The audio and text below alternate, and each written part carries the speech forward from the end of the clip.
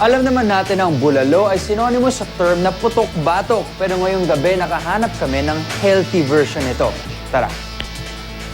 Bulalo steak. Alright. This one is namana ko pa from my great-grandlola.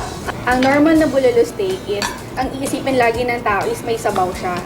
Though may sabaw siya, pero konti lang yung sabaw. Talagang slow cooking kasi yung ginagawa namin sa kanya. Kapag sinabing bulalo, unang pumapasok sa isip natin ang masabaw at may lumulutang na utak ng baka na talaga namang mapapakanin ka. At kapag steak naman, mawawala ba naman dyan ang sauce nito na siyang nagpapasarap sa karne? E paano kung pagsamahin ang dalawang ito? At yan ang matanda at minanang recipe ni Chef Gloria De Vera, ang steak bulalo. Walang umaapaw na sabaw pero hindi rin basta sauce lang, kundi isang special organic sauce ang matitikman dito.